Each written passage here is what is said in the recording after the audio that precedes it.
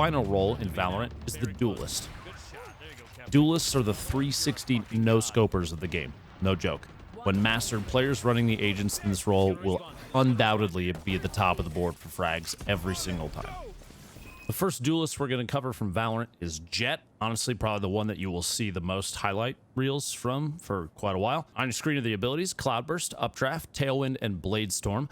These can all basically be comboed together. Cloudburst, though, a little separate, and something kind of cool about this one. As with the majority of these characters, a smoke mechanic that can be thrown out. Very short, but one of the cool things, if you hold the activation key, in my case it's F, and move the mouse, you can redirect these. You can kind of see as I'm throwing it. So this creates a situation where if you need to like smoke around a corner, you can throw it like that and get these kind of wild curves. They're going to be really tough to do in closed doors, but you could at least get some zoning around the corner if needed. There you go. A little further down. Some of those throws are kind of nuts. So that is the cloud burst mechanic. Updraft, pretty straightforward.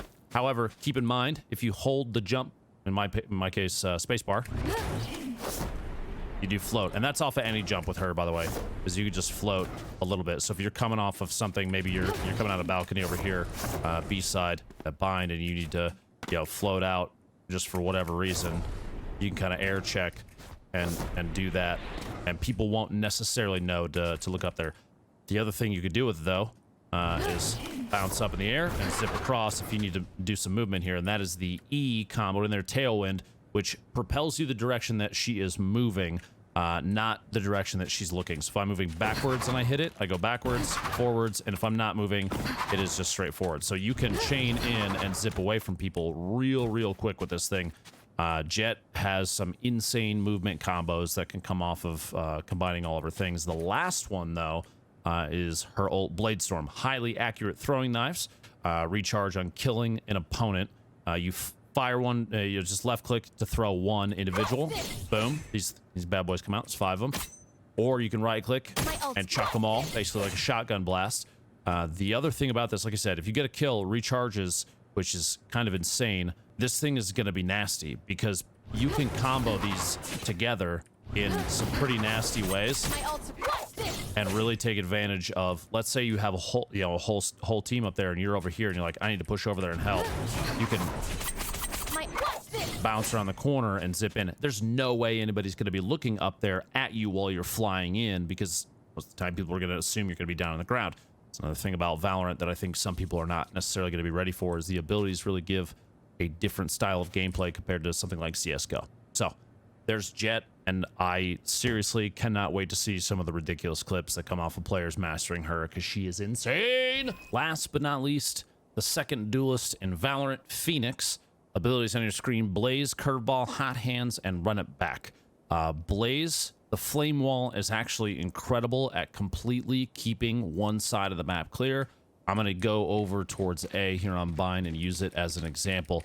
When you pop this bad boy out, you're going to want to throw it up in a direction that you're going to choose one of these sides. And as you move across on the left, for him, Phoenix, it does actually heal him. But when you throw this thing out, it's going to keep that entire right side covered. No one knows that you're there, so you can actually use that to move along. Granted, this direction, that little angle right there, a little bit of a tough peak. There's no real indicator for just how far it's going to go. You're going to have to get used to the distances. But you throw that thing out, watch for the wall, you can move along, and no one on that right side can see you as you move across. They actually take damage if they move through that, too. So the Blaze is really good at choosing a path, making maybe an aggressive push, because that's going to put him back in the cubbyhole here on A, get him back behind the flag, maybe get an angle up on balcony. A couple options at that point. Curveball. You see a flare orb that takes a curving path and detonates shortly after throwing. Fire to curve it to the left. Alt to curve it to the right. This thing, you'll see, I mean, the little indicators on your screen. Boom. Very easy. It's a flash as well. So if you're going to flare around a corner, you look away. Lastly, you see the difference in time, a little bit less. So he has the opportunity to push at that point. Whereas if you're just staring at it, you're kind of going to get blinded. It's a little useless at that point. Hot Hands, throw a fireball that explodes after a set amount of time or upon hitting the ground, creating a lingering fire zone that damages enemies. A good opportunity to bomb out on some targets, maybe do a little bit of zoning of your own. Little underhand and the overhand. So just so you know, you see there down on the left and right click, you have the option. Let's say you're right here and you need to chuck it up over. That's a terrible example, but over the box right there. There you go. Get it over the top. You can cover on the other side without having to worry about putting yourself in the wrong spot. And also left click and bounce it off a wall if you need to.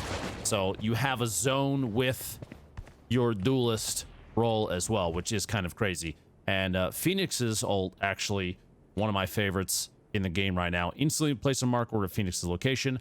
When you die, you go back there and you get to do it again. So if you're about to make a crazy push, you have your ult, you pop it, boom, you have a timer on your screen, you go in. If you die, you get put back to exactly where you were before. Problem is, opponents can see that, so you need to use that. You need to time that appropriately, and when the timer goes out, you run it back as well. So you pop back to where you were before. Use code Drlupo. Use code Drlupo.